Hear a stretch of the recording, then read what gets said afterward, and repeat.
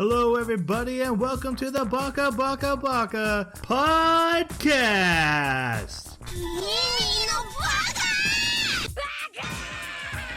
Baka. It's amazing how every time you open your mouth, you prove you're an idiot. Hello, everybody, and welcome to Baka. We are an anime podcast where every 2 weeks we come together to discuss an anime we've recently watched in a book club style format and then turn that discussion over to our listening audience, for we are only three idiots trying to act like we're smart. That's the whole concept of the show. And we are today talking about The Old Country Bumpkin. Nope. You've got this. No, it's so many words. There's so many places to mess it up. From Old Country Bumpkin to Master Swordsman. And to discuss it, I need the help of my co-host with their bad dub reading of any line from the anime that they want. First off, we have Jeremy. I didn't even set that up. God. Hey guys, just listening audience, we're phoning this one in. This is a full phone in episode. Yep. Jeremy, what you got? Give us a line reading. The horse drinks a lot of water. Beautiful. They should have casted you. Yeah. And we also have Jason. He's human garbage. Anyway, your line reading. Wow. Ouch. Just- Nuclear. just- Boom. Human garbage. I love. I'm sorry. I should have. Oh, Okay. That's Hey. better. I honestly don't have one because it's kind of forgettable, unfortunately. You're also wearing a Seahawks shirt. You deserve the comment I gave you. Listen, I'm sorry the Broncos just aren't good. It's not my fault. This is their year. It's preseason, man. It's everyone's Sure. year right now. Sure. This is the time of hope when you're like, oh, this is our year, and then like 2 weeks in. Okay. My name is Troy. Why? Because she's my little sister. Oh God. Actually, my sister-in-law, not my sister by birth. Thank you. Right. All right. Important to clarify that. That should give you a taste of what we like in an anime, so you know whose review to follow along with. Ring, ring. Hello. Yes, phoning this in. Okay, thank you. You made that joke already. What do we talk about next? Opening and closing? Nope, non-spoiler review. Oh, right. Hey, who Right. picked this? I think we just need to clarify really quickly who. Actually, okay, Jason. so little context. Someone on this podcast, and it wasn't Jeremy, sent me a video of suggestions of what I might pick. So I think I was influenced at least. Did Mother's Basement recommend this? Yes. Ugh. I mean, to be fair, in those videos, he it's like 1 episode, 2 episodes in when he makes those, which is one of the reasons I like watching him, is because he's not giving a full review, not really swaying our opinion on a show. You can just see what he thought was exciting at the start of a season, and make picks off of it. But okay, Anyways, I not to blame anybody. take no responsibility. None. Zero. This is another one of those animes where it's just like there's tons of potential here, and I like the theme that it's going with, and it's probably one of the most wholesome animes I think I've ever seen.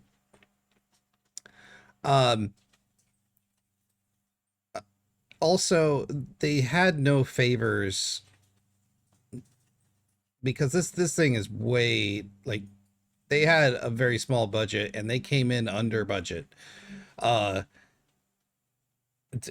Like we're phoning this in, it felt like they phoned it in, especially the dialogue, because let's just say the voice lines and the animated lips do not match at all, not even a little bit.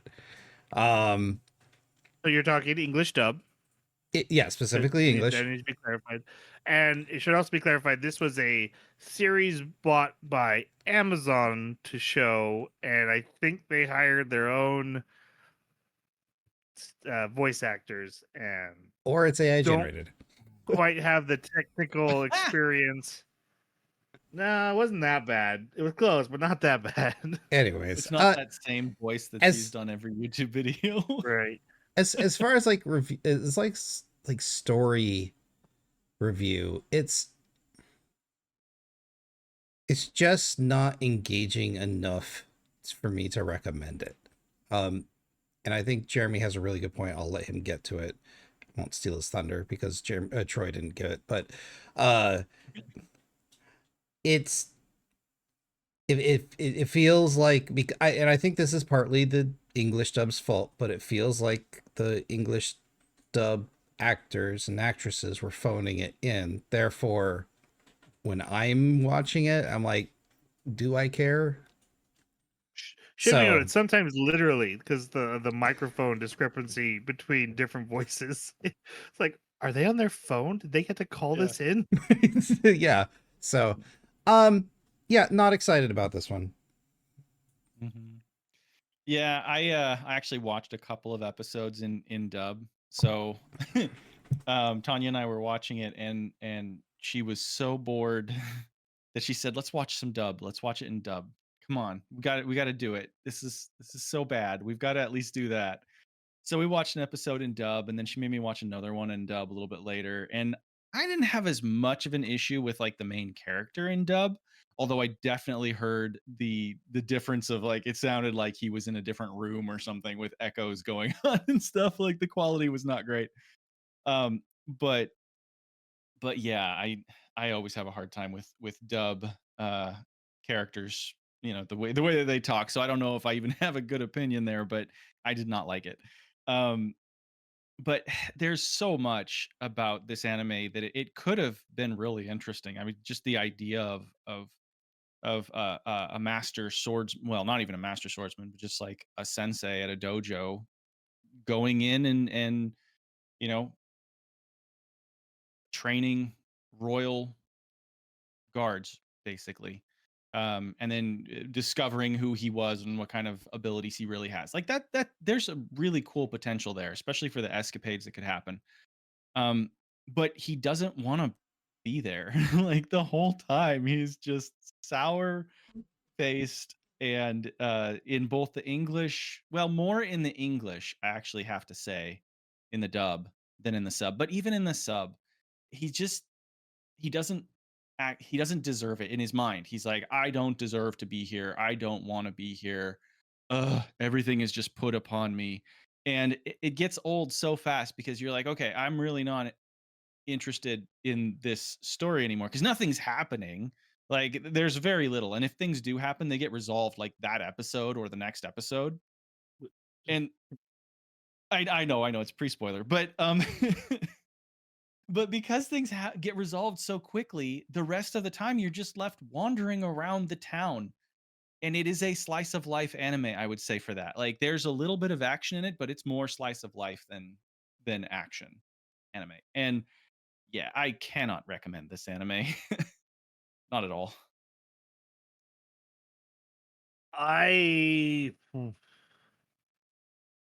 I came in on the negative side. I also don't recommend it. I also watched English dub, and I tried to judge the two things separate. The English dub is bad, horrendously bad, but I knew I could switch over to subtitles and just have a normal experience. But to be fair, I don't think I could pick out a great performance or a bad performance in a foreign language. I don't. Maybe a great performance, but yeah, after that, it's like it's all kind of the same. I just don't know inflections well enough of different languages. The story to me is very tame, safe, and boring. And that's the worst thing you can be. You know, we watched the anime Lazarus not too long ago. We had a lot of strong opinions on it, and I'd rather watch that 10 more times than this, even though this might be like better plotted and written and not be as controversial, but at least Lazarus took the swing and it failed and exploded in its face. I'd rather watch that than something that's like Yeah. by the numbers, super safe, keep it easy. Um, it's unoffensive in all the worst ways, and it doesn't have anything to say. And I think that was probably what drove me the most crazy, because I thought there's a lot that it could say with the theme and the story they're going for about, you know, teachers and their role in the world and their value. But it was like, nah, not that. It's really just kind of a power fantasy for guys who got old and 45. 45. Yeah, you hit. 45. Are you a 45-year-old neat? Oh, here's a power fantasy for you. Right. So yeah, I did not enjoy my time with this. All right, now for everyone's favorite segment, Tanya's take.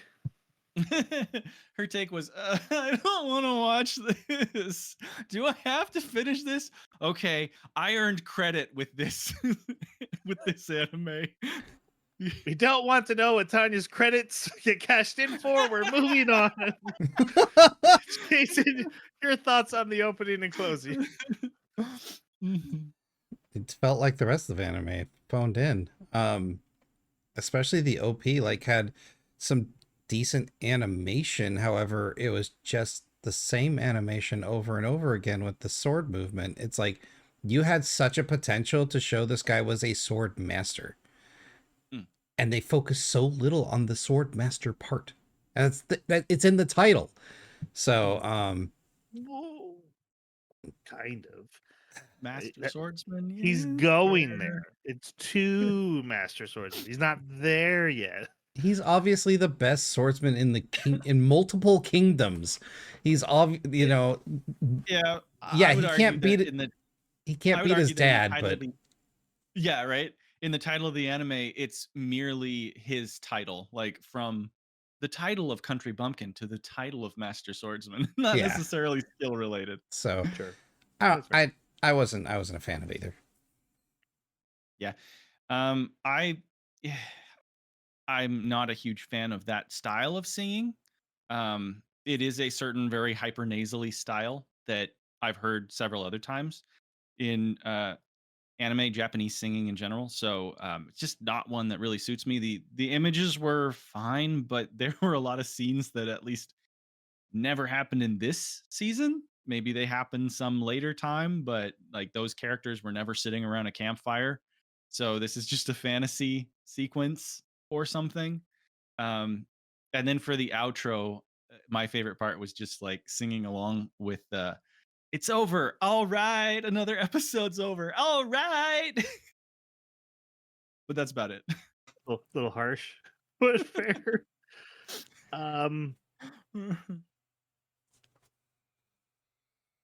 I like the cool move he does with the sword where he swings it by his arms. Yeah, that little twirl he gives it. That's about the only thing I remember from the OP. And it's not the ED's fault I don't remember it, at least in this case, because Amazon Prime through my iPad was like, "We are getting to the next episode right now," and I'm like, "Wait, I need to watch the credits." They're like, "No, get away!" I think I was able to stop it from skipping once. It was very fast and very aggressive, so didn't see that a whole lot. I didn't feel like I was missing much. All right, our next anime, because my boys here are so committed to our ratings and getting the views up. That's right. Jeremy has picked your Forma. It hasn't done great in like the scores. I did see that it's got like a 6 point something score, but it looks interesting. Kind Has of. It looks like there's at least potential. something. Yeah. I don't even care what it's about. We're moving on. Big Brother hides in your clothes. Well, okay, maybe that's not a good way to put it. Whoa. That got weird real fast. Okay. That's as bad as the other ones you tried to pick. I know. Yes. Hey, those were jokes. Uh, it's government spies through your clothes. At least that's the impression I got. So we'll see. Moving on. Yep. All right. Spoiler warning. We're gonna ruin Old Country Bumpkin. Yeah. Oh, and I need my book. I need my notes. Do you though? Kind of. I'm not gonna remember enough. All right. So we're in a fantasy world. We start out in the country. We meet our main character who runs a sword dojo that has gotten acclaim for how many great swordsmen come out of it. And our main character lives there with his mother and father, even though he's already quite old himself at the ripe old age of 45. Ancient. He's got that little white patch of He's hair. got a white patch. His eyes are heavy. He's so Yep. tired. Um, and this is our main character, Beryl. And so let's hear everyone's thoughts on Beryl. I enjoyed the idea of Beryl more than the actual character himself. The idea that we've got this really humble older guy that hasn't found love yet, and he's produced just massive amounts of capable swordsmen that end up going on to do great things, and he finally is getting the recognition that he rightly deserves. It's pretty neat. It that part of the story feels good. It's like that's especially brings out the wholesomeness of the story. However, for someone that old, for it to constantly be getting praise about stuff Mm-hmm. and then build zero confidence just makes him a flat character. He doesn't learn anything. He doesn't get better at anything. He's Troy, you may disagree, or you may be able to point something out to me, but I felt like he was a very flat arc. Hey, no, there's no arc. But I mean, Yeah, I assume we're at and the so, very beginning of a longer story. but that's the problem, is that if you can't hook me in the first 12 episodes, heck, if you can't hook me in the first 3 episodes, I probably shouldn't have watched it. But like, if you can't hook me in the first 12 episodes of this character, then why would I care to come back? And I think that's where the disappointment with the potential is that we've got this character that could have stepped into a cooler role. I do like how his dad is continually harassing him about wanting grandchildren. Um, and I think there was a neat dynamic to explore where it's like, yeah, you're not my student anymore, but there is that power dynamic. And so like, it's weird that you're like coming on to me kind of stuff. So, um, that could have been handled better. There could have been something to say there, but they just don't say anything. Like they don't make a decision one way or the other until like later on when he's like, yeah, that's my student. I can't think of them that way. But, which is great, that they went that way. But it's like, why did it take so long? Why can't we have some sort, like, he has no flaws, I think is the other part, is like his only flaws seem to be, I care too much. It's like, so. And I have no self-esteem. I don't think I'm good for anything, basically. Right. So yeah, that's my thoughts on Barrow. Yeah, I'm right there with you. I thought this was going to be pretty cool. Just the idea of this guy meeting his students, seeing what they've done in life and everything. I did think it was funny that all the male students were like, "Hey, we exist, but we're over there. We're not going to be on camera very much." Yeah. I mean, it is anime, so what you gonna do? But I thought that was funny. And yeah, his behavior with his students I thought was fine, but the constant self-deprecation and self-sabotage, really, of like any time that he would even display how capable he was at something, he still would deny it internally. And just whatever he could do to make sure that he never saw himself as anything more than like slightly above average. I think that's how he introduces himself. And that's fine if it's something that either slowly changes, like the character slowly grows out of that or has to triumph over it, or if it's something that is really important to that character and interesting. In this case, I didn't think it was interesting. It just became off-putting and annoying because it kept happening. It led to sequences of like praise chains. I don't know how best to describe it, but like somebody would say, "Oh, you're amazing." And he's like, "Oh, no, I'm just regular." "No, you're amazing." "Oh, thank you." "No, that's okay." And then again later, like sometimes multiple times in the same episode. And it was almost sycophantic with how much everybody was like, "You're just amazing. Oh, he's amazing. I'm constantly thinking about my master and how I can make a name for him." And not just one character, but like multiple characters. When we see them, they're thinking about how awesome he is and how important it would be that people find out and figure out how awesome he is. And it's like, okay, you're kind of driving me away from him a little bit with this much praise. It's too much. It's just heaped on. Um, he has his scenes and his personality and how he interacts with other people. He's fine. He's a good character. He's mature. Um, but I think it's just all of those surrounding things that drive me nuts with him. I have a lot to say on this character. I'm going to start with just focusing on him himself, which is actually one of the things I like most about the anime. I actually like the character Beryl. I found appreciation for something a little different than we usually see. We've had characters weak, everyone thinks they're strong. We've had characters powerful but or strong, but everyone thinks they're weak. It was cool to see character is strong. Everyone thinks they're strong except for themselves.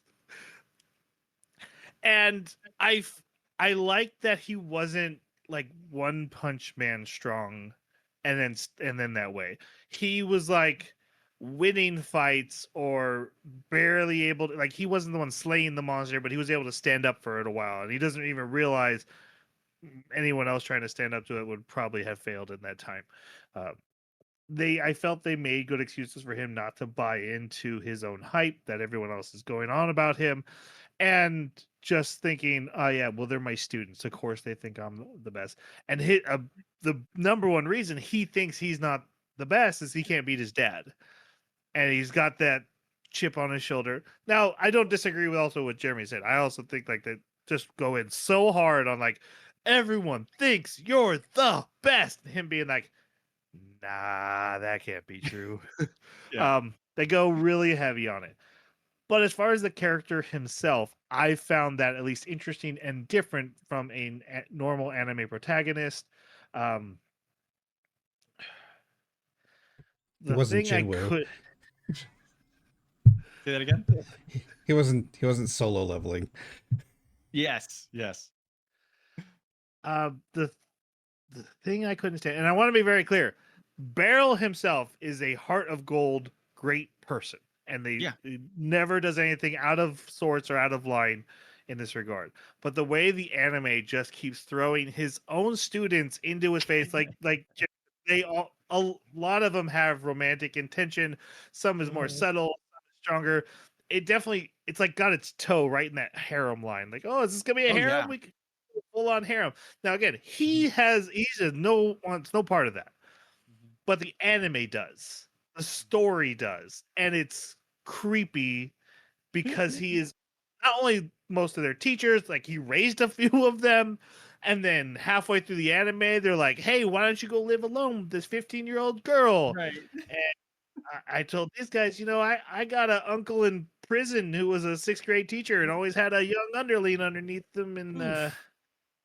he's in prison for the rest of his life for a good reason. And I was looking at this like, anime, this ain't okay. This is Yeah. really weird that you're so into this. Again, I'm really glad the character was not. Like, if the character had Yeah. that intention, I actually probably would have been very angry at the anime. What wasn't it like You said, episode 1 where her first student just goes, "Hey, do you want to come live with me?" Yeah, well, and she even like says a lot. I don't mind the age difference. I could totally date you, and then it's like not every student has overt romantic, but there's clearly like they're very flirtatious and haremy with him. Yeah. And then the 15-year-old girl in his house. It's So to be clear, like I agree, like as far as the 15-year-old girl living in his house with him, like that's awkward. That's rough. But I don't know. We see like Leonardo DiCaprio has a new 19-year-old every few years, and he's it's the 50. it's not the age So difference. Oh no, let me okay. be clear. If I had a problem with the age difference, my stepmom and I would never talk. Um, Oh, okay, okay. haha, haha, dad got ripped. Um, Gooch. it's the teacher student. It's the I see, I see. look. If it's not straight up being a pedo, it's at least grooming. If he was into that kind of thing, like if that was something he was pursuing, and Well, what if that's the fact that he was only a teacher for like 2 years 10 years ago it's a and they didn't power see restriction. each other again and still I, yeah. I remember when I was in high school, one of the teachers started dating a former student, and they had Uh-huh. graduated. It was done. I mean, there's technically nothing wrong with it, but if it's so, it It comes does off feel weird. creepy. Yeah. It's Yeah. very Okay. That weird. makes sense. And I will say it did creep me out too. However, the anime does a good job like having him step into the dad role and not the Yeah. I'm gonna marry you when you turn 17 role. He Yeah. does great. Yeah. Everyone else does not. Again, the anime seems to be intent on this, and then has the character be like, "Nope, this is totally inappropriate, and I don't want anything to do with it." That is so fascinating because, like, I found that it didn't bother me at all when his adult students later showed interest in him, in a completely separate context from them, viewing him as a parental teacher at that time because it had been more than a decade, I think, since they had last seen him. They went off, lived their lives, did their thing, and so He it didn't bother raised me so Sarah. much. He raised Serena. Like he literally found her I and raised her for a few a years. a few years she lived in the house, and then he also said that it was his parents raising her, not him. He But said mom and dad I were there. yeah, yeah. Well, in the sub, but yeah. All right. Get it. I very much like the character. The harem aspect was just to me weird and unsettling. All right. He is visited by one of our other main characters, a former student who is the most overtly in love with him and Yeah. like planning to get him to go um on dates and stuff. Her name she's also the leader of the night she's the night commander. Her name is Alucia. Your guys' thoughts on her? Um she was just so flat personality. I didn't care. Like Flat only in personality. right. She she seemed to be what like the next like she would announce what the next story arc was going to be, and then she'd be like she would manage how the characters were going to get to that next story arc, and then she would disappear or she'd be there for some combat, and then that's it. um I don't think she was like, if she was going to be the main love interest or romantic interest, um they didn't do a good job of trying to like get her involved and be in it with him. So like I think that's another thing this anime suffers from. There are a lot of characters, and I don't think there needed to be this many. But um yeah, she suffers from it. She's nice enough, I guess. I don't know. I just don't have a lot of feelings. Like, and that's another thing about the anime. The stakes are so low that I just don't care about a lot of these characters. And so I didn't dislike her, I Mhm. guess. I guess is the best way to put it. Yeah. Yeah, I'm actually struggling a little bit to even have an opinion on some of these characters. She was fine, I thought. She was definitely warmer in the sub than she was in the dub. There was a lot more robotic nature to the character in the dub. Um, she had some cute moments where she would get like jealous of the other girls or just flustered But that's very typical. It's a very typical character. She kind of exists. I want to say it's probably going too far, but exists to um get his name in the limelight and to make sure everybody knows he's the master. That's her goal. It's her stated goal. It's her purpose. It's why she became Lord Commander of the Watch or whatever, the Order. It's all she really cares about, and she's so altruistic about it to the point that like the only thing that matters to her is making him happy and getting, even if that means it's not with her. And so like I think that kind of defines the character right there, as that's her purpose. Her purpose to facilitate, you know, whatever is going to get him to admit that he's so awesome, just too awesome for words because he doesn't realize it. So funny. Yeah, she was definitely in the anime. She was there. Yep. She reminded me of Amelia. Oh, well, her design, yeah. But how dare you? she mostly Season 1 Amelia's personality too. she reminded me of a tour guide, honestly. Yeah. I have two characters that I want to complain about their costume design. And this is the first Oh my one. God. Thong girl. That Yes. her leotard with giant gaping holes in it, except for it meets Yes. back in the crotch, and you can Yes. see her thong strap, which is barely there. And it's her combat armor, and then later Yes. she dresses up for a date, and it's just like this very plain, basic dress. And I'm like, what is the combat armor for? Yep. I know the other character you're going to complain about too, and yeah, Uh-huh. we're complaining about these as well. I have things to say about that too. Yeah. Other than that, I agree that she's just there. She exists in the anime. My biggest issue is that I completely disagree with her her goals. I want, and it's not fair for me to decide what the anime should do, but I want this anime to be about like the value of teachers.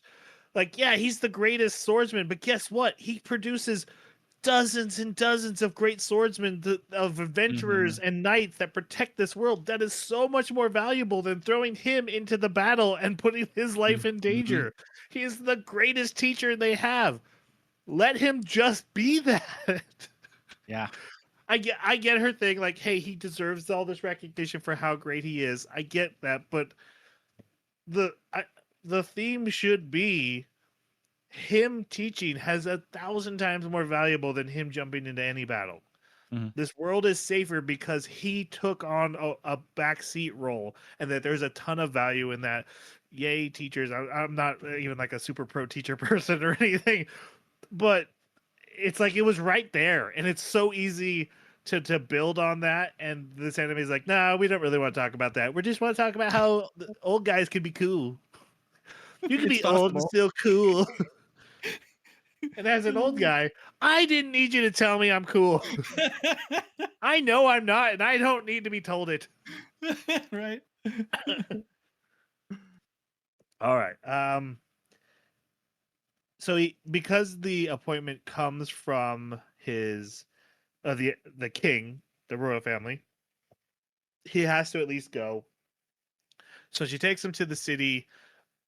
He meets all the students, including Kurenai and Jerkface.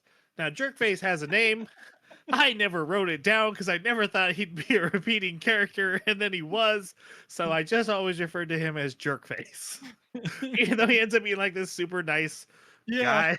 Just like instantly changes, like, oh, I'm not the bully. You were reading me wrong.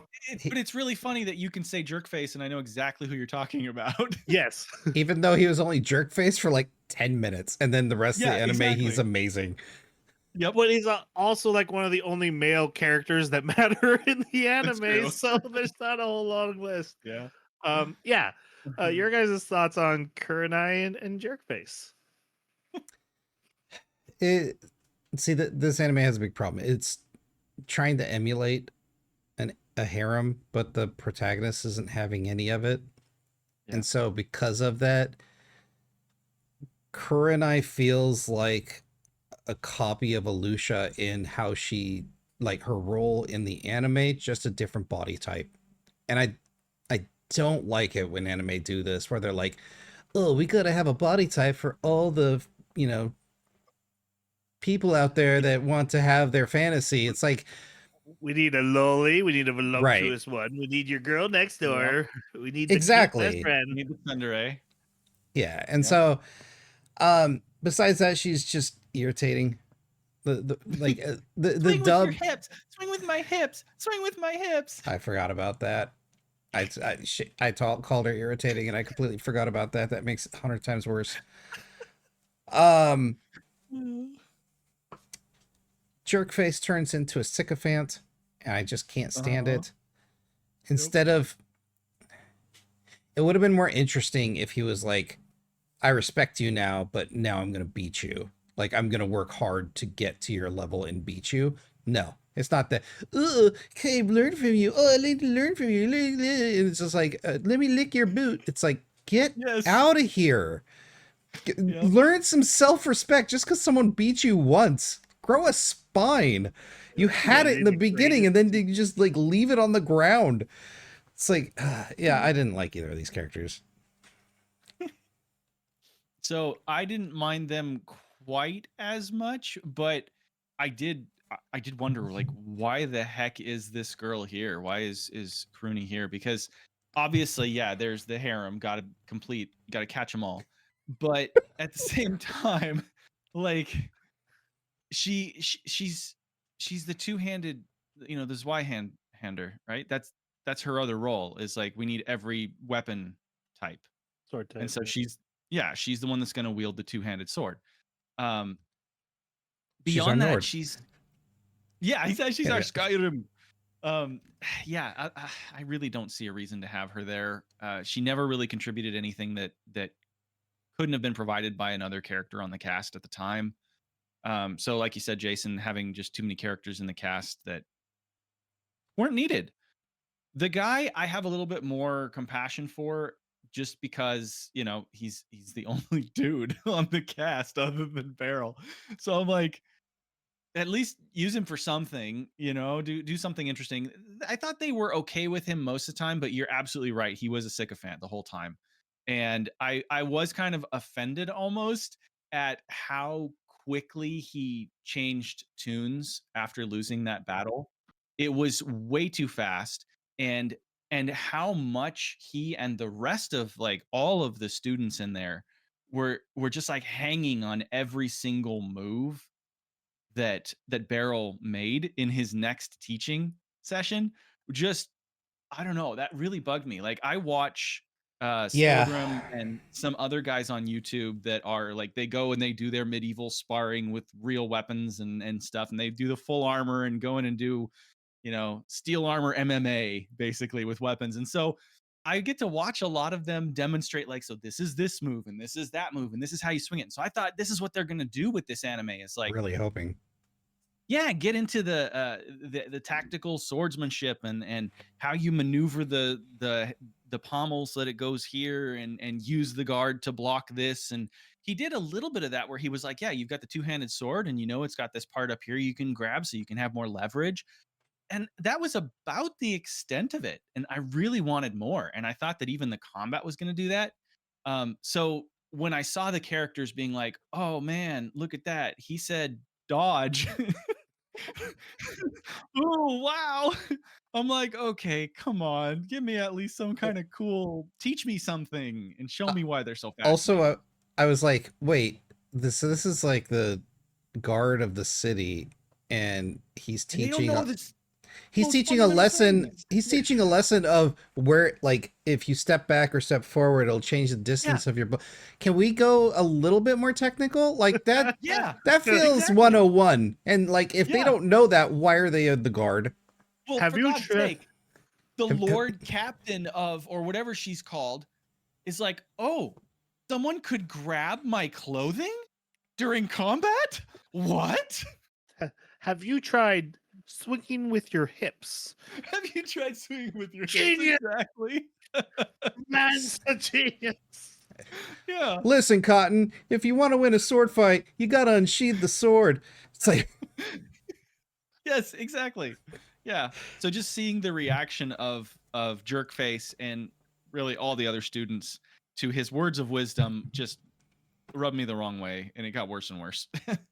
Some of my references are dated, but you get to do dodgeball. That's Madden. What are you talking about? Cotton is from dodgeball. Oh yeah, you're right. Anyway. Hey, if you get to break rules, I get to do references. No one's breaking any rules. Tonight.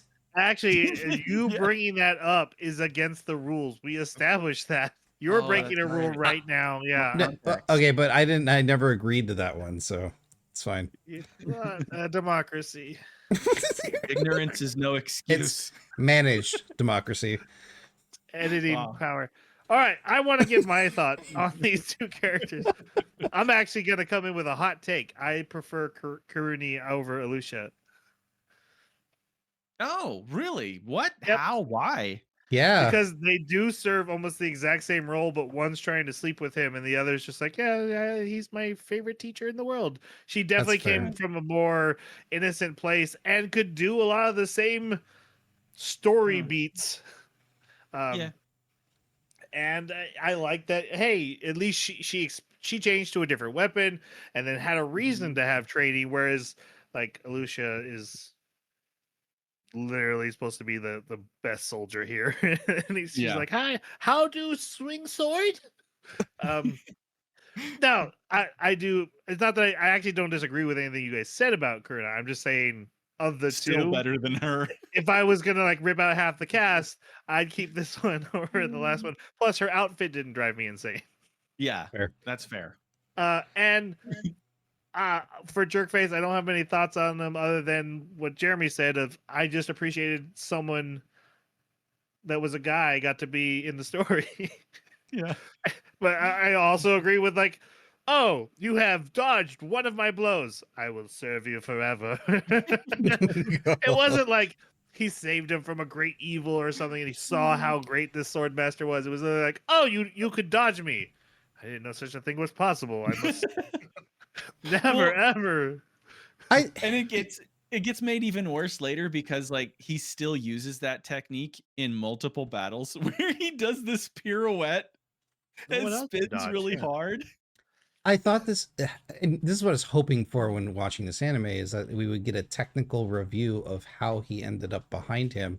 He's like, oh, well, I just stood in place and turned around. Like, they had a real opportunity to go, you know, I did this move and I stepped this way because I knew you were going to do that. Like, some sort of teaching, something. But no, it's like, ugh, I turned around. The 5 Ds of swordsmanship: dodge, duck, dive, dip, and dodge. I know. Yes. All right. Yeah, his former student's there. Then he goes home, only to find another former student is now moving back to the village after his life of adventuring. He's settling down, and Barrel's dad's like, "So that means we have a new teacher here. You're out of the house, son." And honestly, you're 45. Get out of your parents' house. What are you doing? I mean, I do get that, like, if he's taking on the dojo, but Right. come on, go get a wife, have a kid. Get out You're of the right. house. But the dad clearly doesn't feel that way. The dad's Yeah. clearly like, get out of my house. Yeah. Oh, you just reminded me. One of the things that I thought was really cool about the show was that this is basically the character that just spends all day, every day grinding. Like, and so he's leveled up a lot because he's just grinding and grinding. Because he says, yeah, I get up every day and I practice. And he's imparting his wisdom, but you know. And I like Troy's analysis, which I won't say very often, because the importance of teachers would have been a better story beat, because the thing is that he has very little practical combat experience, and the people that have gone on to do great things do, but he excels there as well. And I think that is a big problem. It's like you haven't been in a situation where you need to have murderous intent in order to win this because the other person has it towards you. All of your stuff has been practice and sparring. And I think it would have been a better situation, or like, because we're going to come to a fight where it's like, there's no reason he should have won that fight just because he's better technically. He didn't have the will to end this dude. So I don't know. I think it would have been better if it was more about his students than it was him. They do point out he did try adventuring for a little while. He One failed. cave. One cave. One cave. But I mean, that's like high school basketball teacher can go against LeBron because he's a teacher. It's like, come on. All right, but I do like the focus on that. Like he's so mastered the basics. Where like I can do a spin pirouette. Yeah, I just do it the right way. Well, I And that just is turn something cool. around. Yeah, I know, but I just like to focus on he does. It's the basics that make him so great. Like I Right. said, and he's not One Punch Man because of it, which is cool. I agree. All right. Serena. Okay, so now he goes back to the city. Alucia's You know trying to what we help wanna him get to. find an apartment, and they get caught in the street by Serena, who's like, "Hey, you should be walking around with like an old dude." Oh my god, it's my former teacher too. This is going to happen like 10 more times. Yep. Serena is an adventurer, dual sword wielder. I have thoughts on her costumes, but I'll let these guys go first. She looked Where like are her nipples? They don't exist. That's not physically possible for her to wear an Yeah. outfit like that unless Yes. they are abnormally pointed in weird directions. It doesn't make sense. But I'm not saying how. That's not even all either. Like there are several scenes where her unbuttoned pants are unbuttoned so low she's not hiding anything. It's There's insane. nothing hidden. There are certain angles where I'm like, so she just doesn't have nipples. She can't Doesn't have have 'em. nipples Yeah. with the way we are being shown. Yep. Sorry, Jason. I am so sorry. I couldn't hold it in anymore. it's fine. Yeah, because like when she's jumping and there was just that unnecessary shot. It's like, come on. You can't, Anyway. you can't curse. Oh, bleep that out, editor. Troy, edit this. I Anyways, guess I kind of deserve that for cutting you off. Go. her initial design when you first see her looks like something out of just about any other fantasy guild adventurer anime. You know, why can't I? Goblin Slayer or something like that. And it's like we had the potential for a really cool character here in that respect. However, the animation budget was less than what's in my wallet, and that's my wife has all my money, so it's zero. Did you look it up, or are you just guessing from the animation? I'm just guessing because the Well, amount of effort that wanted was to put the amount of effort that was put into her animation, like she's supposed to be dual wielding, right? So where's the flashiness? Where is the like she gets one good like combat scene where she spars her former master, and then after that it's just you see her with her swords out, or you see her with her swords out, or you see her with her swords out, and it's like Mm-hmm. she's this famous top rank monster slayer. Not only do we not really get to see that much, but she's not confident about it, and she's supposed to be top rank, and her animation does her no favors. So it's disappointed because she probably had the most personality out of most of the girls. Mm-hmm. Yeah, I mean, But she was the spunky one. But here she comes to fill that body type for the harem. Oh yeah, voluptuous, absolutely. Well, voluptuous six pack. Like it's that combo, I guess. Trying to pull two Dummy. audiences Never at mind. once. Oh. So she's spunky, she's flashy, she's more fun, I would say, and obnoxious than the other female characters, so that's cool.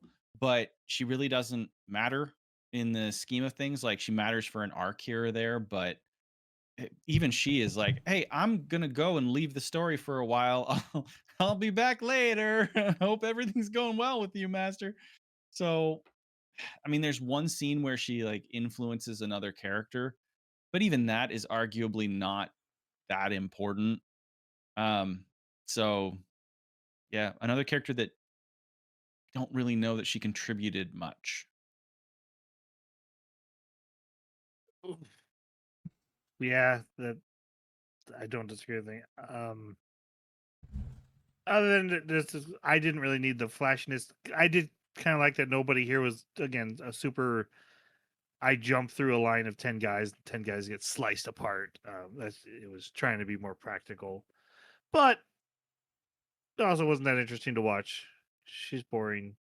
Mhm. Seems to be a romantic rival for Lucia, not from Beryl's point of view, of course, but she seems interested in that. But then it gets really weird when Mui, who we'll talk about later, shows up and she starts like constantly wanting to weigh in on Mui.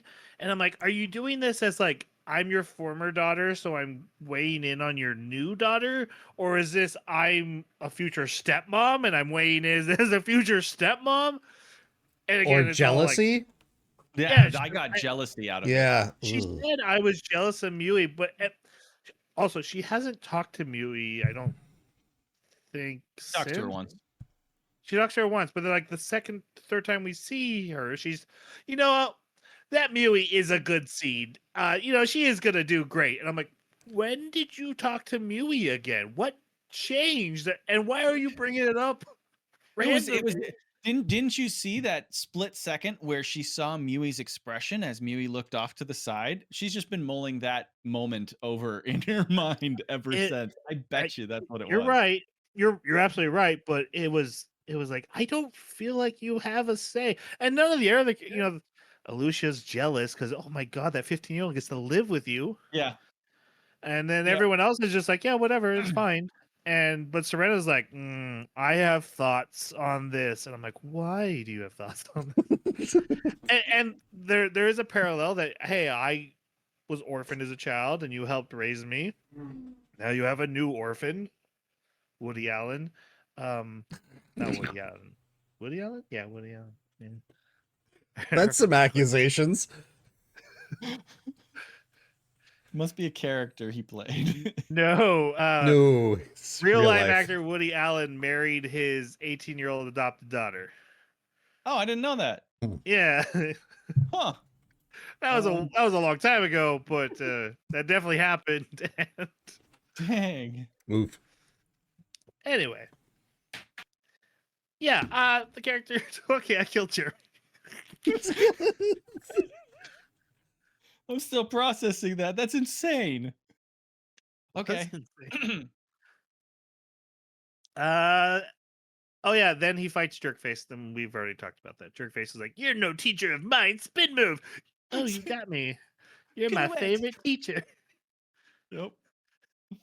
All right. Karuni offers to give him a tour of the city. This will not be the last time we walk through the city set because we only wanted to animate it once. God. Um, oh, we get a flashback of Alucia's training with Beryl. How one time they went and had a fight at a dojo against another dojo, and she lost her This will not ribbon. this will not be the last time we see this flashback either. Yeah, yeah. She went back for the ribbon. The other dojo who they had beaten got, was like assaulting her, and then Beryl showed up and saved her. And so that's why she does what she does. Um, yeah, that happened. Oh, guess what? Beryl meets a former student. What? This is this There's is another? this is Fievel after he goes west. No, this is Faisal, who's Yeah. sword mage and not important to the story, but here for later. If Just needed. does not matter. they stop a purse snatcher. And then a little tiny woman uh, talks to Beryl. And she's like, I challenge you to a fight because I'm a mage and my name is Lucy Diamond. Your This guys' is your thoughts on. this is your lowly in the harem. That's basically what this is. But at least this Yeah, one's old and not a student. I was like, But I yes, mean, please. I'll yeah. take the lowly. Fine. At Well- least it's not a student. Lowly think- plus old is basically formulaic, but yes. Yes, you are 1,000% spot on, sir. You're right. yeah, I think that's one of the things about anime that I'm never been a fan of. It's like, oh, I know I look like a 10-year-old child, but I'm really a 1,000-year-old vampire. It's like, no, you're so just it's given okay. right. You're no, to you're just given an fantasy. excuse to draw this. Yeah, that's the part of anime we're not supposed to talk about, guys. Right. But past her looks, her she was the only one that had personality. Yeah. She was the only one that had any sort of, I guess, character flaw, because she's prideful. But she earned it. Like, she's the most powerful mage ever. Which definitely brought up questions on her fight with Beryl, but just they're not worth asking. We're gonna But get to it. I did like the 5 seconds of political intrigue that she was involved in, and then it just doesn't pay off. But I did like it, and I think her conversations are interesting. So probably one of the better characters in the anime, and I can't stand her design. Yeah. She was, if I had to pick a favorite character, it would be her. She's got her own agency. Like, she's doing things behind the scenes. She has a purpose. She's not solely there to glorify this protagonist for us, to glorify Beryl. And that makes her interesting. She's, sometimes they run into her because situations overlap. It's sad that is what makes an interesting character in this anime. But it is. Yeah. That's I don't know what else to say about her. I don't disagree with anything you guys said. And I just found this character boring. And I have come, actually, this is my hot take. Mages are boring. They're just boring. You just stand there and, oh, fireball, ice thing. I'm still just, I haven't moved an inch. I haven't done anything. I've just thought magic at you. It depends on the kind of magic. I agree that, like, standard, like, fireball mages and stuff. It depends on the kind of magic. Hello. It depends on the kind of magic. I'll agree that, like, fireballs and things like that, those are definitely boring. But I'll never forget my introduction to the magics of, like, the Fate series, and sometimes those are pretty darn awesome. There are 100% mage battles and stuff I love. Mhm. Okay, what's the one? I don't know. I Frieren, thought yeah. Frieren. That's Yeah, I love yeah. Frieren. I love the magic things in Frieren. But if they started explaining the magic in this, and I was like, I don't care. I'm not writing this down. I don't care. I just don't care. The everyday field of magic cracked me up when they're like, we have this magic offense, we have defense, and we have everyday magic. And I'm like, wait, what is everyday that? I want to know what that is. I guess my issue with Lucy is that she just shows up and she's like, hey, I'm doing this thing, and then she does the thing and then she leaves. And Yeah. But that's not really a Lucy problem. That's a story problem. So, like I said, there's nothing I disagree with you guys. I just wasn't like, hey, I really enjoy this character's screen time. And then we have this battle, and he's like, I want to challenge you. Fireball, ice. Oh, I'm going to use my gravity spell. Actually, no, I'm not. We're done. Yeah. This And would kill you, or I'd be humiliated. So, and this fight upset me so much because it's like, okay, this is Swordmaster, and we've established that you need to be a special mage to use magic with sword. If she fires fireballs at you, you can only dodge so long. He's 45, let's be honest. one of those fireballs hits him and it's over. And the thing is, like, you're not cutting through a fireball. I'm sorry, you just don't have the magical aptitude or the immense, power with your sword to cause that kind of friction. It's like the Did moment you you not go see to. him breathe? I know, right? Apparently, he's got Demon Slayer breathing techniques. Yes. I didn't like this fight. It had no place. Like, it just didn't make sense in this anime or for what was happening. I also don't really other than to introduce that Lucy is a strong mage, I don't get any reason for the fight because it didn't show, hey, in this world, this type of sword fighting could stand up to a mage. It just showed that, yeah, if you're a mage, you just win. Yeah. Like, Yeah. he dodged and never got in a hit and had no answer. And it even just said, man, mages are overpowered. It's basically what he said. And then the anime is just like, I don't know how to solve this. Let's just end the fight and move on. And I was like, okay, so I guess mages just beat sword masters in this world, and there's no counterplay, and this is BS. Mages are boring, and I don't like this. See, I think that is how the formula should work. I always play a mage. I'm on board with this. Yeah.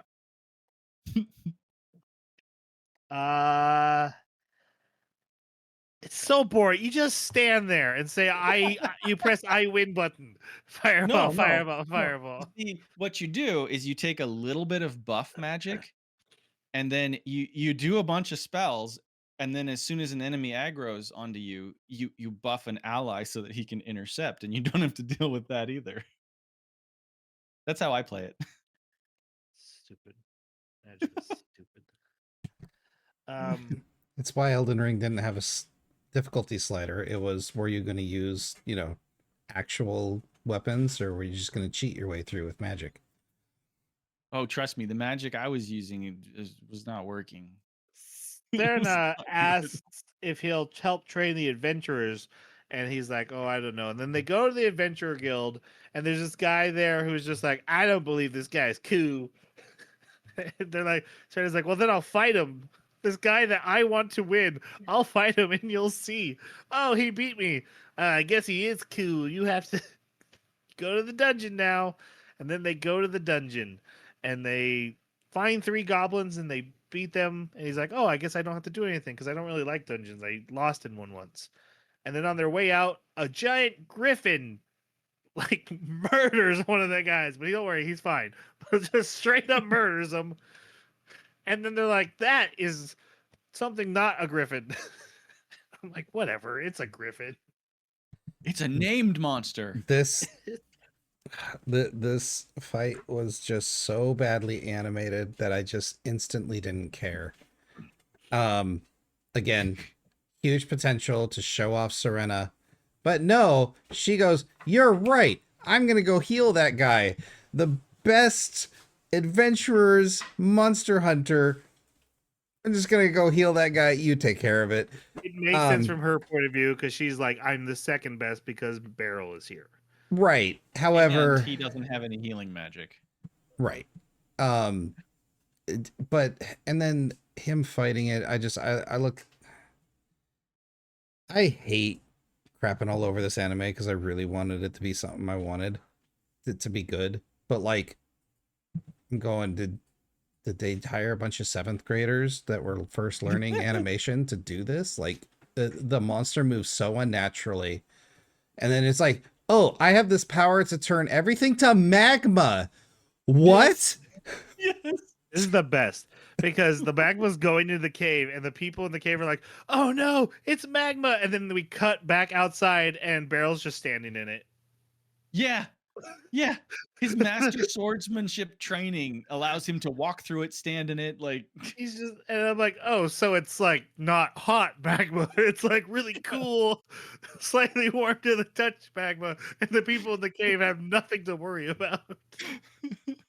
Well, okay, that was one of the 2 things in the fight that really like bugged me. The second one was when he jumped on the griffin's back, and then the griffin took off, and it flew up, and it did shock waves, and it flew all over the place, and then it came right back down to the same cave. place Yeah. they were fighting.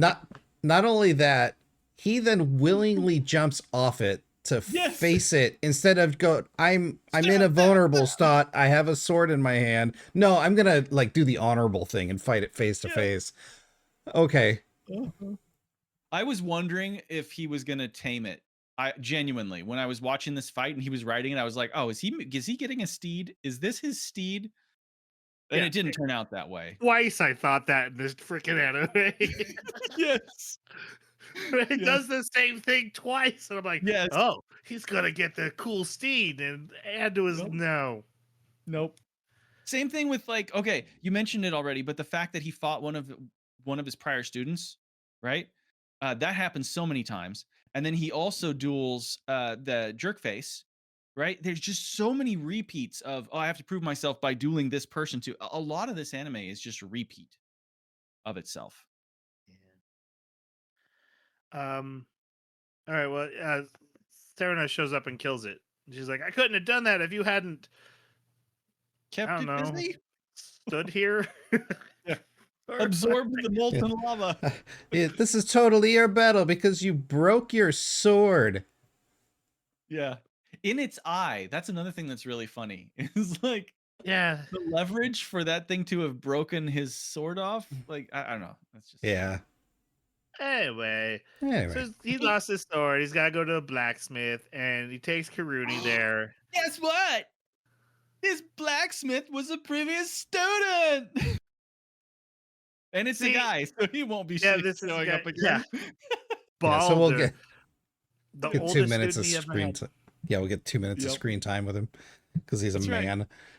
Yes.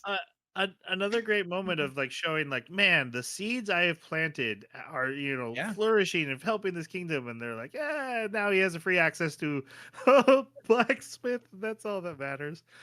Nope. So they get Kuruni to switch to the two-handed sword because she's like, yeah, I can't even feel the weight of my sword at all. I'm so strong. And they're like, well, then you need a heavier sword. And so she gets one. And then he's gonna pick out a regular sword, and Serena brings the not a griffin leg in, and is like, "Hey, make this a sword for Master Barrel." And the blacksmith is like, "Oh, that'll be really hard to do. I love it." He looked way too happy about it. Don't make Yeah. it flashy because I'd like to be homo. And then Mm. later, Barrel's just walking around town like he does. Weird. As you do. Again. As a master swordsman, you walk into town. And a little Yep. pickpocket snatches his money away. Tries. No, she does. He grabbed her hand before she got it. I thought she had some coins and stuff when maybe that was other people's coins. When she gets back to the gang, I thought she. Yeah, had it's money. other people's. So it's not his. That was other people's, yeah. Okay, so yeah, but she leaves behind her pendant, which is clearly just a ring, but they call it a pendant in the English dub. It's on a rope, and yeah, she works for a gang. And then Barrel has the pendant, and he's like, "Hey guys, I found this pendant," and they're like, "Have you tried Lost and Found?" He's like, "Oh my god, I should try Lost and Found." Also, turn that into the Royal Knights. Not only are we the police, but we work the Lost and Found. Yes. And so, And no, this he isn't does. evidence for crime. No, this is just lost and found. Yeah. Lost and Found. Yeah, exactly. Well, he doesn't know if it's the thieves or something that the thief had already stolen, and wants to get it back to its proper owner. That's fair. He goes back to the scene of the crime where the little thief is looking for it, and he's like, "Oh, I have it. I put it in the Lost and Found. Come with me." And Why didn't you look there first? This is the character Mui, the 15-year-old that he will adopt. I thought this was the clothing you were going to say you didn't like, because yeah, I was not a huge fan of this. She's also Yeah. sporting one of those unbuttoned pants thing. Yeah. It's a Yeah. little bit much, especially once you find out she. I was both upset at how old she was, and then upset how old she wasn't. Like she was Yeah. like 5, and the way he treats her sometimes, I'd be like, oh, that makes sense. At 15, I'm like, she's like this close to an adult. You're Yeah. creepy. Yeah. Your guys' thoughts on Mewy? Irritated? I don't have a lot of thoughts on her. She was just a story device that turned into his adopted daughter. And then they make all this hubbub about her going to the academy for the mage guard or the mages or whatever Lucy's thing is. Um, we never see any of it except for like a couple scenes of her walking through the halls or like she's going to the front gate. And then it's just, we learn nothing else about this school. We learn nothing else about the magic world. Like, and that's kind of, that's where I always like the meat of a lot of these fantasy animes is the system that they chose for magic. Like, how does it work? Is it an elemental system? Is it a power system? Is it a sacrifice system? Nothing. Just and the only thing I think we could glean from it is that some people have to use incantations and Lucy doesn't because she's so powerful. And then people that can't use magic or are not magically aptitude, they have to use items. But besides that, it's like again another potential to do something cool and just follows through. Plus, her voice actress was so flat and so personalityless. I just didn't care if she was in this gang or not, or if she fell into the lake. Like I just didn't care. I didn't know we would be having dinners together. Oh, this is so wonderful. Sorry. Yeah. I'm sure this actress is learning or grow whatever. It was rough. It's a rough performance. So when Mewy got introduced, that was one of the dubs we were watching, and I couldn't believe that the voice for Mewy sounded more mature and older and deeper than any of the other female characters. Yeah. And I was like, wait, what? Yeah, she's deep. She's not Faisal. Yeah, she's way deeper than Faisal and has almost the exact same body type, Yes. size. Like, oh. And Oof. then like, Yep. oh, this one needs to be adopted. Okay. No, I think she's fine. She's making her way. Yeah, I wasn't a huge fan of her personality at the beginning too. Like she was so difficult. I don't know how else to put it. Like she was hostile to everybody. And I get it. She comes from a horrible background. She's basically tricked and enslaved by them because of the story we're about to talk about.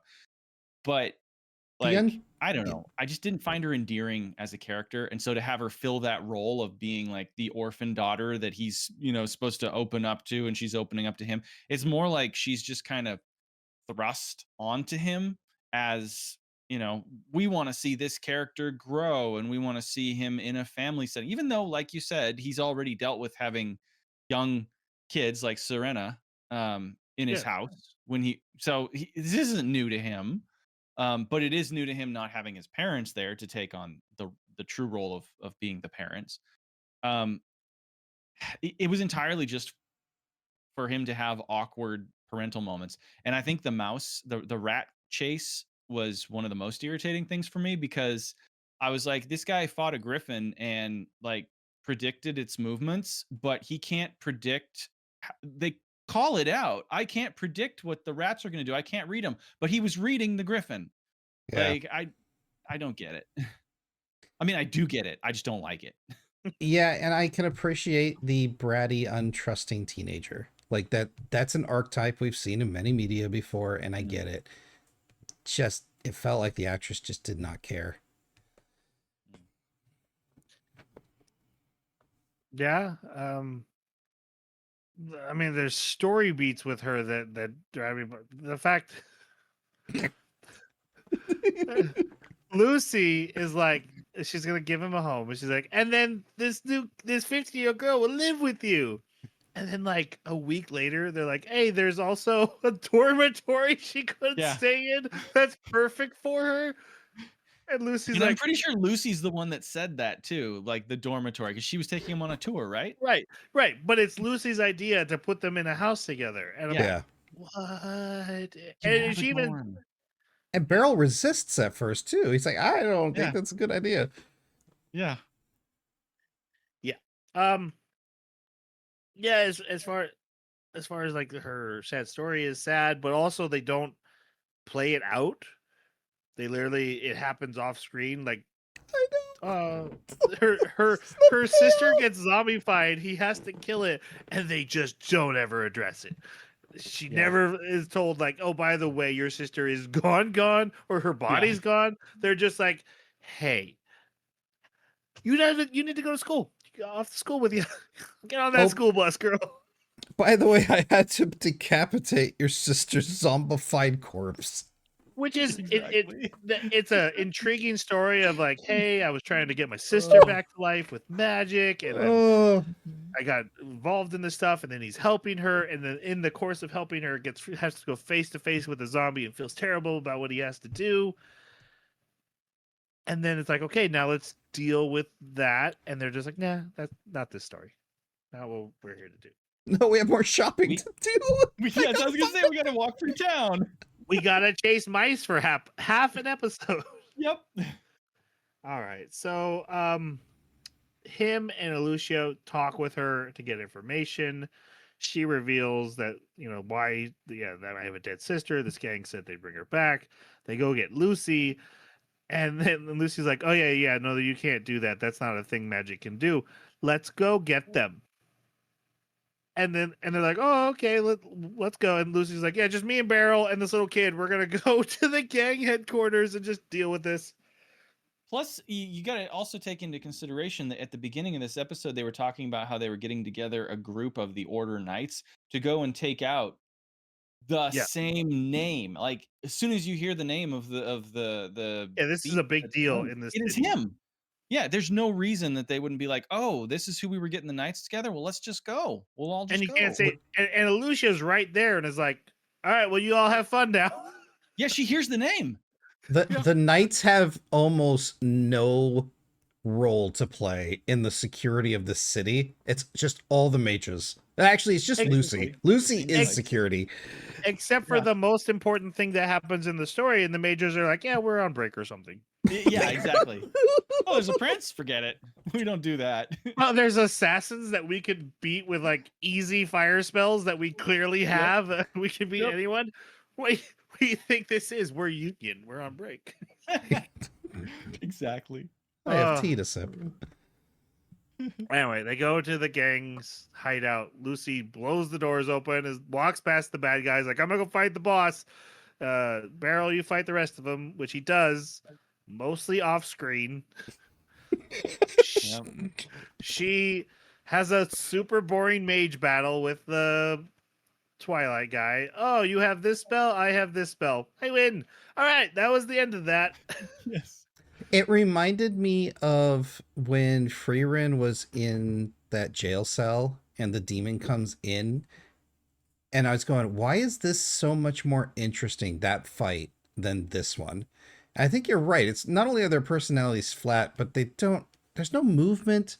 There's no counterplay. It's just, well, I have this spell. Well, I have this spell. At least in Freerin, it was just like, there was some like gamesmanship to it and like mental games that they had to play with each other. Yeah. So they capture this guy.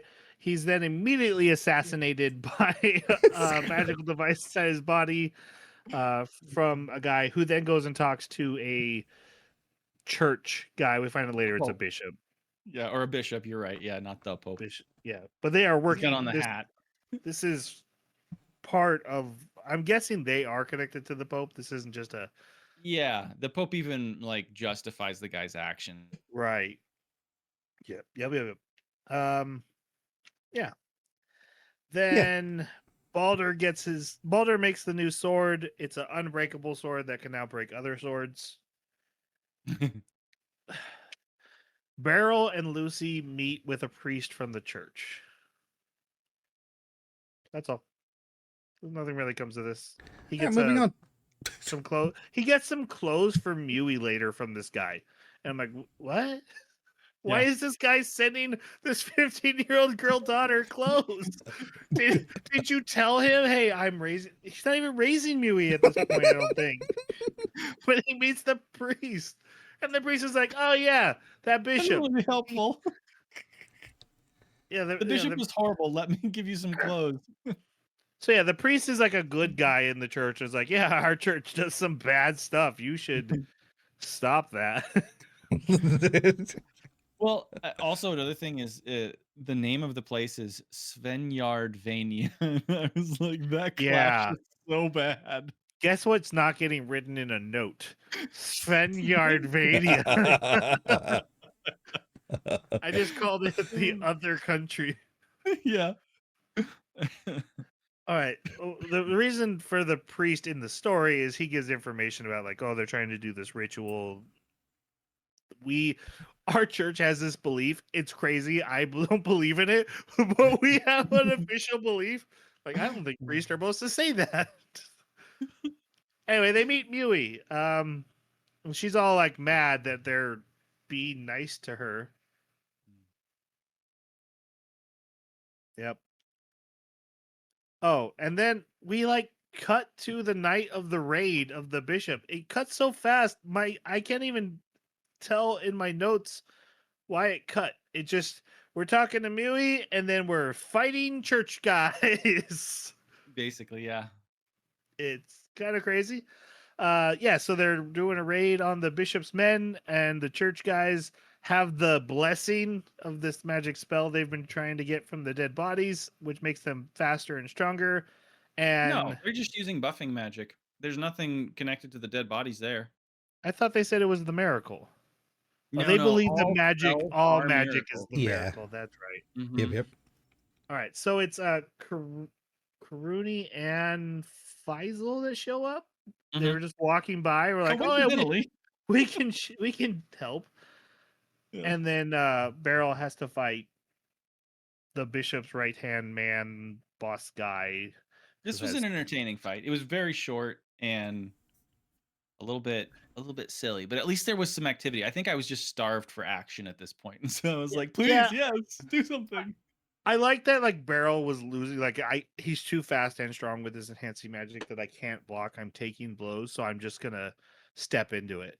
Like there's no way to defend against this. So best defense is offense now, and cuts him. Guy gets up, but the magic cuts out, and he dies.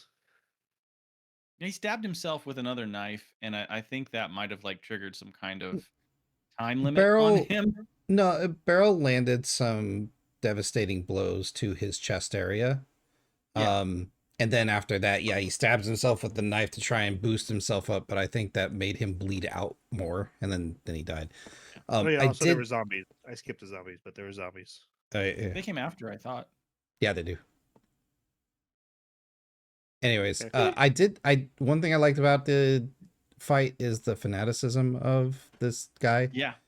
Because it kind of showed how crazy some of the folks of this religion were, but then also it was neat that there was a rift between like the rational people that just wanted to practice their religion and insane necromancers. Power hungry. Yeah. Yeah. That was neat, and we got to explore that for about 10 seconds, and then we're moving back on to shopping in town. Yes, exactly. Zombies were first. Just to No way. Look, I don't leave space to go back and refill in notes. If I wrote that first, it had to have happened first. Okay, all right. We'll trust past Troy. I wouldn't, but I can't even read his handwriting.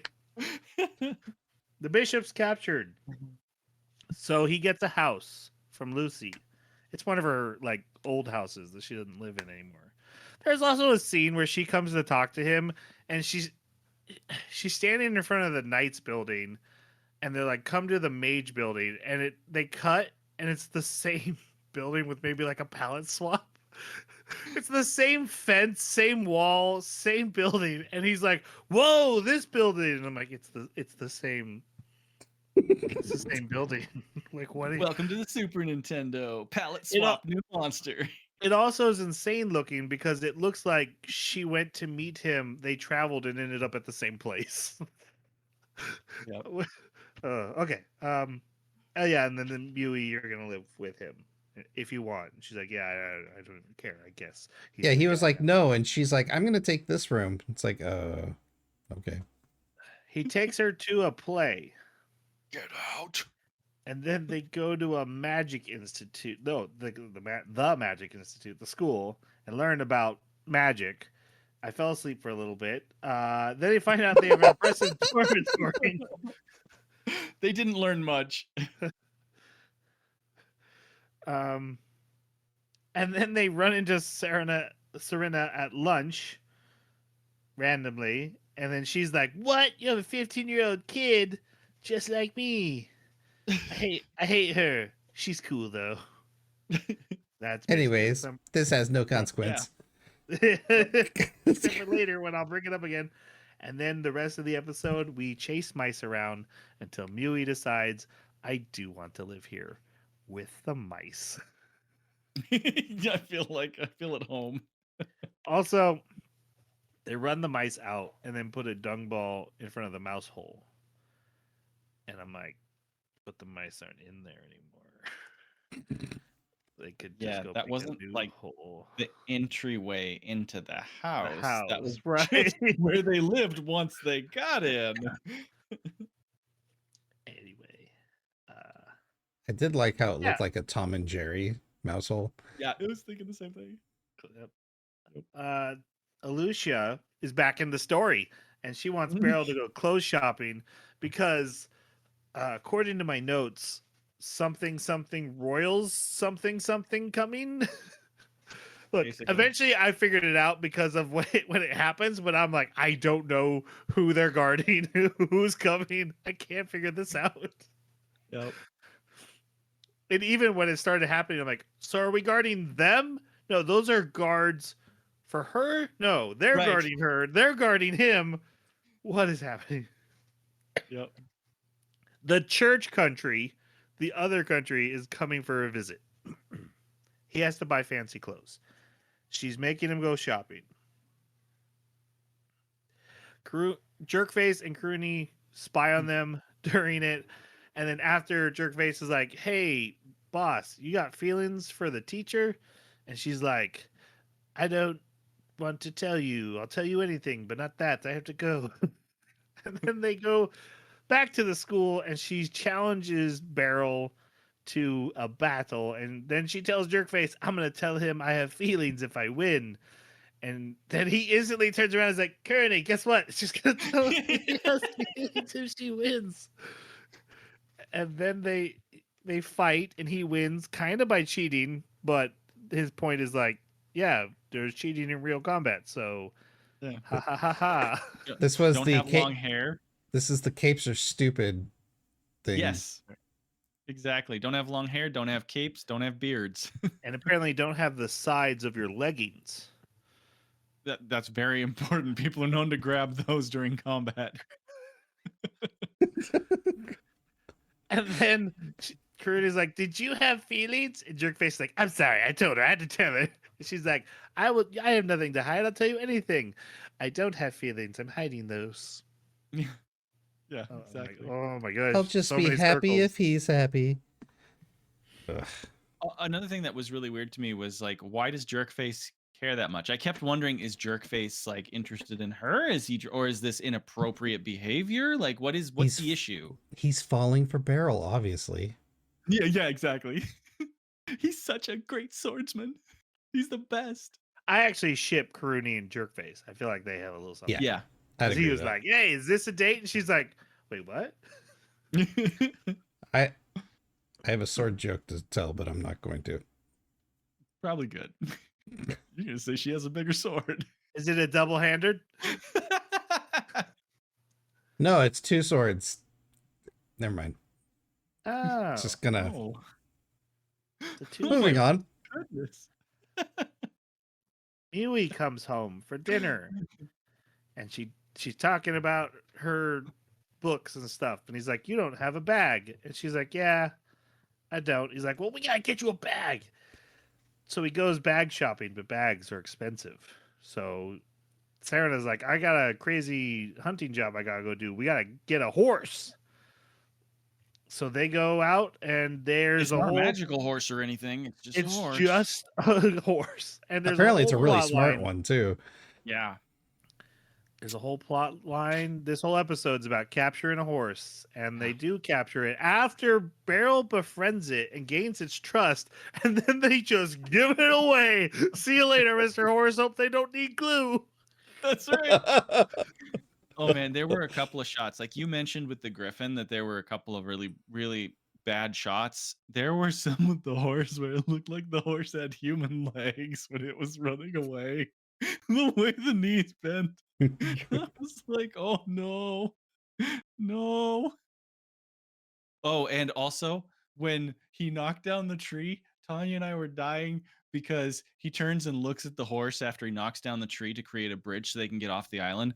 And the horse whinnies and does a big grin at him. It's like, oh, the horse approves. This is great. It's insane to me.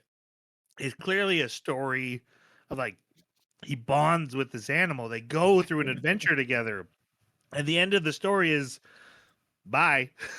I thought for sure they'd be like, "Here's the horse." And the horse would be like, "No, I stay with Master Barrel. I love him just like everybody else." Yep. But they just take the horse away, and it never comes back. I'm assuming this has got to come back in the story in the future, but yeah.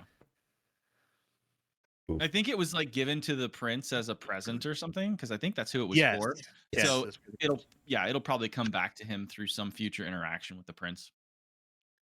all right. So now he's sent and will meet the guards of the royal that's coming, and one is called Gatoga, and the other is called Rose. And guess what, guys? Rose is a former student. Of course she is. Also, obvious bad guy is obvious. Oh my gosh. Oh my god, yeah. The moment you see her, it's like, oh, she's gonna be Yep. bad. She's so passive aggressive. Passive aggressively evil. Right? It's kind of crazy. So true. Except for they kept refusing to pull the trigger. Like there's the whole, hey, we should go meet in a quiet area alone. And then they just do. Right. And have a nice lunch. And I was like, that was your moment to like stab the knife and like, oh, I'm evil. But no, and there was an intention there, but it was like you could have had that conversation where you were standing. Yeah. That is amazing. Okay, so in the sub, there's no passive aggressiveness. She is sweet and nice, but the tells are her the tells don't really start happening until the first assassination attempt. When she kills the guy. Yeah. In the dub, when I say passive aggressive, it's almost all towards Alicia in that she's just like, "Oh, master, I'm your favorite student, and Yeah, she I'm does do that. totally not evil." 100%. To the point where it's like almost straight up stepping on people's toes. How forward she'd be, and like, "Oh, I'm just here to see the city. Show me around. Oh, I'm done. I'm just walking away now." She didn't. Yeah, she didn't look that bad in the sub, but it does make sense with what was happening. That was definitely scouting, but still. But I do also agree with what you said that as far as like evidence of her doing something wrong, it doesn't until he's like, "Oh, she just killed that assassin." And I'm like, "Wait, what did you do with your assassin?" Right. You should have probably killed him. Yeah. Well, and again, like I don't know exactly how the dub put it, because in the sub it was she only attacks someone back if they attack her or something like that. Yeah, he said her moral compass was she would only kill if necessary. Yeah, and that But blow here just seemed completely unnecessary. Yeah, she was killing someone she had already defeated. Mm-hmm. And that's how we knew. Sherlock Holmes it from there. Dun, Yeah. dun, dun. Which, I mean, it does make sense, especially after Alicia yells out, "Take him alive!" Do we She's want to like, talk "Not any? this one." I think that's enough about Rose, though, right? Yeah, no, that's it. Yeah. Move on. Also, she was named Rose in the sub. Yeah. You can call her whatever you want, man. I don't care. Rosie. Call her chocolate. Okay, the royals come. And the princess and there's a prince, and then assassins come, and they're all like, we have poison weapons, but we never managed to hit anybody, and we all get defeated. And we don't shoot arrows in the town. We don't shoot arrows in the Yeah. town. We send in guys to like zigzag as a decoy, but then clearly announce ourselves with lines of smoke, which the smoke makes sense, but they come in with the smoke trailing behind them as like, here we come, we're the real assassins. I'm like, oh, you kind of just wasted your decoy. You should have like come in from behind or already thrown the smoke in. Yeah, I like this. It's They not were a- like, not a great plan. guys, go! The mages are on break. We got an opportunity here. Exactly. It was also great that they didn't immediately send the prince and princess into the building. Oh yeah, no, Like, they're no, just they like standing out there in the middle as they start like defending against the assassins. It isn't until a minute and a half later that they tell them to go in. It's crazy. Yeah. Gartoga unmasked one, tells no one till later. They beat the assassins, who either have cyanide pills or bite off their own tongues. You decide for yourselves. Either case, they I kill don't know themselves. I don't know how fast you die from biting off your own tongue. I don't think that's instant, is it?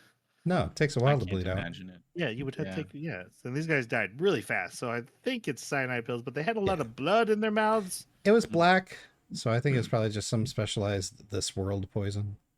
Okay. Could be Black and eyed. Lucy comes to visit, and she explains politics of the other country. There's a king, there's a pope. They don't get along. They're It vying is for what power. it is. Vying for power. What's Probably the politics of this country? they have a king and a princess, and the And they king love barrel. and the king is not a very good voice actor either. Nor is their equipment. Crazy.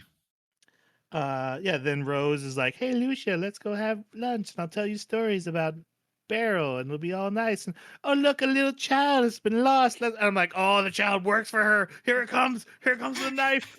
Okay, we found the child's mother. Let's all be friends and go home. I'm like, and now after the story, it makes sense. So if It's people all are wondering, like, sympathy. It's all just garnering It- sympathy from the yeah, it's- audience. Being it's like, sho- look at her. She's a complex character. She's good on Yes. the inside. it is showing that while she's doing a bad thing, her intentions were good. She is someone who likes to help people, Right. and she's done the robot thing of the only way, truly way to save humanity is to wipe it out. That kind of thing. That's where we're at. So now this is crazy. The day after the assassination, Lucia's like, and we will continue the tour. And Even Beryl's Beryl like, calls it out. He's like, they're going to cancel, right? Right. This is a bad Right? idea. She's like, and then I'm like, oh, so maybe Lucia's the bad guy? Because they've been going all in on Rose. And do they double their guard or get them mages? No, we don't need that. Nope. Only named characters can show up. Yeah. Well, I mean, okay. So there's also like they have this huge platoon of soldiers that are going to guard and everything, and they make it seem like Karuni was there in the last time the assassination was happening. We just didn't see it. She's off camera, right? But then they don't really use like all these soldiers. What we see later positioned out in like defensive lines, there's only like 10 soldiers, 12 soldiers, but they had like 50 soldiers lined up being told what to do. Like the inconsistency is crazy because it's just there for the gravitas of it. Like, oh, look how many soldiers. This is a big procession.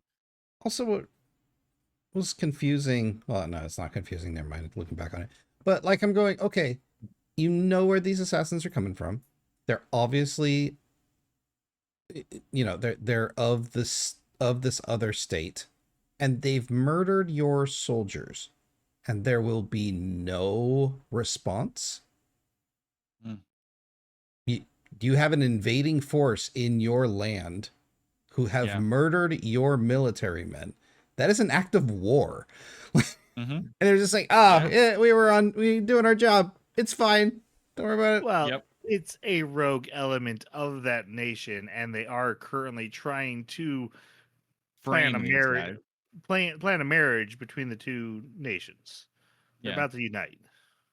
Well, but there's also the aspect of these assassins. They're trying But to frame this country when Yeah. it's, but there should be like an inquiry into where these assassins come Right. Yeah, from. they're not What's going on? it would definitely There's throw nothing. some complications into it, though, at least. And it's just Yeah. like, no, we're just gonna pretend that didn't happen or have any Mhm. consequence on the story because Now, we got stuff they to do, like shopping. Sorry. the Yeah. story does point out that the prince is purposely ignoring the assassination attempts to appear strong on a political stage. But that doesn't make any sense why Alucia would feel the same way. Like the Yeah. prince has every right to be like, yeah, hey, again, no, we gotta say, show public face. I get that, but them just being like, they're probably like a one and done assassination group. Let's just keep going. Yep. Uh, anyway, they go visit a field, and guess what's in the field? Assassins. Yep. Because that Don't was go what into Rose the had long talked about. grass. My official note about what Rose and Lucia talked about was they discussed the Geo. Who cares about any of it? Yes. But apparently the answer was she was asking, "Where's a good field with like really tall grass?" Where do you think we should ambush you from? And yeah, so the assassins attack, and then we get them fighting off arrows with their swords, and they don't put the royals back in the carriage for like so long, They just like don't. so long. They're just like, okay, everyone just like keep standing in front of them, and I'm like, the carriage, get them in the carriage. Yep. Yep. Anyway, then Beryl is like, you guys get in the carriage and go. I'll hold them off. And then it shows him like he beats some guys, but then he's like, actually, I'm just here to talk to you, Rose. And they're still fighting waves of assassins. Yeah. He confronts Rose about it, defeats her. Then the other guy shows up. And then he's like, what happened? And he's like, well, Rose is behind it. He's like, oh no. Rose is like, well, the Pope told me this stuff. And they're like, oh, the Pope lied. She's like, he did. Dang it. Dang it! And the other guard's like, well, we're going to cover this up. All right. We're just going to cover this all up. I'm going to heal her and we'll just all pretend this didn't happen. And he's like, why are you helping her? Because she is my sister. Actually, my sister-in-law, not my sister by birth. And I was just like, I think they know what sister-in-law means. And you could have just said that one line. And apparently in the sub, It's stepsister. which makes way more sense. We grew up together. We were friends growing up. Look, I like my stepsister is fine, but if you commit a crime, I'm not covering it up for you. I was about to say, and Beryl's like, you know what? I will be complicit in this. Yeah. Mhm. Hey, he's a teacher. He's just there to get him on the right path, which I liked. I'm like, hey, there's a bit of a theme. Let's go with that. No, we're not going with that. All right. So he goes back to the carriage where they again have been fighting waves of assassins, and they're like, thank you so much, Master Beryl. You did so great. And I'm like, he fought one person. Well, they did make it seem like he fought tons of assassins on his way up to Rose, but It was we so didn't see fast. any of it. It was all Right. off camera. It was like he beat two guys and then Rose while they fought like 30 more assassins. And then they're like, oh my Yep. God, you did so much. And I'm like, Yes. Exactly. and then it ends. Oh yeah. Oh yeah. He gets invited to the royal banquet because of all this. Where everything is so fancy, he doesn't know what to do. More. And For then some the reason, king's my brain said this was the end. Dang it. and the king's like, man, you're so awesome. I want to make like a royal guard duty for the princess when she goes to the new country. And Beryl doesn't answer. He literally just stares at the king in silence, thinking thoughts in his head of like, why me? Why would he pick me? And the king's like, is this guy gonna talk or I So do Lucia's love finally- I do love every time Barrel's told to do something by the government or the king. It's like you either do this or execution, and so Yeah. Yeah. there's just no choice in the matter. Yep. And then he goes home and has a meal with his 15-year-old Not daughter. not daughter. He's the guardian. Let's go to final reviews. Jason.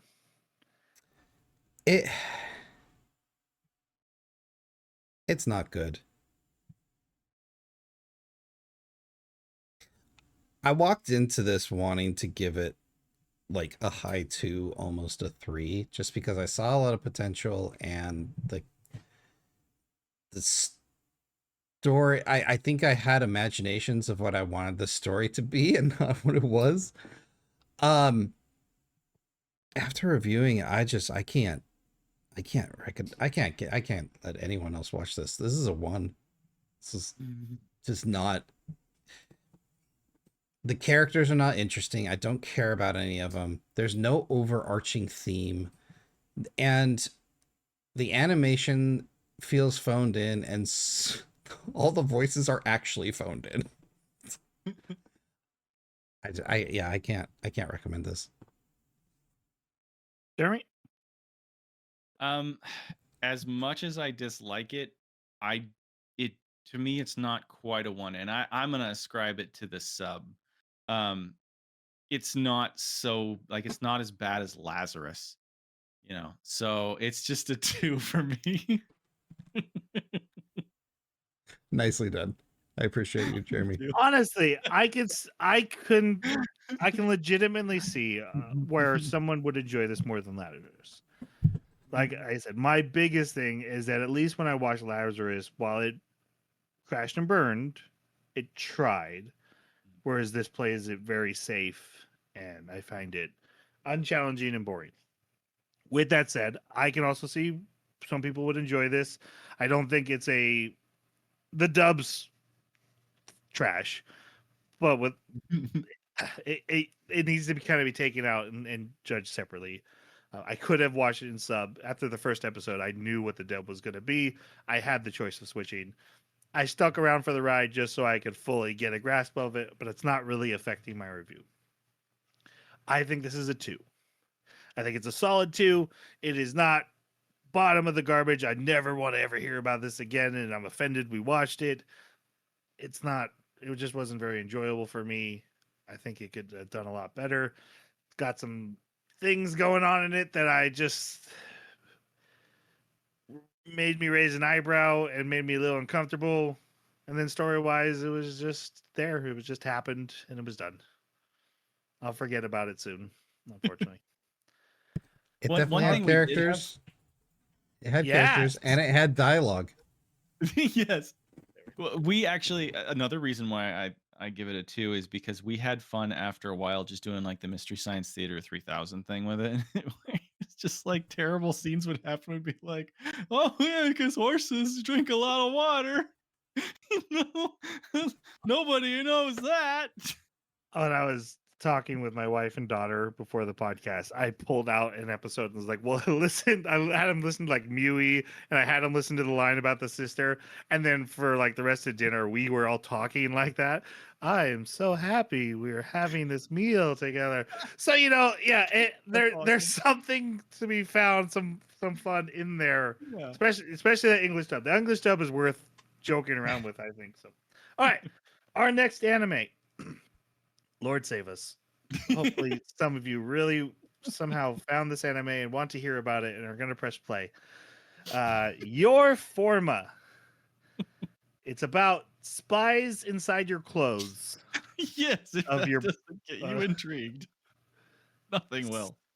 Clothes spies. Clothes That's what we're watching, and we'll be talking about that soon. If you have thoughts on From Country Bumpkin to Master Swordsman, please let us know on our website, theanimebakaclub.com. Hit that contact us button. We'll get like a little email, then we'll answer back to you. I think it shows up as an email for you. I'm assuming. I don't know how it works. I don't talk to us. I respond. Hmm. I do the responses. And then we have our Twitter at Baka Podcast, and we have comments on YouTube and comments on other places this podcast shows up. I don't go there. Spotify sometimes. Listen, I listen to the podcast on an editor, so I don't go press play wherever it is. These guys don't listen. No. Idiots. All right, let's say goodbye. Thanks for listening. Don't forget, swing with your hips. Swing with your hips. Ugh. Swing with your hips. Swing with your hips. Swing with your hips. And we're hanging up Look at now. that. Sayonara. Swing with your hips.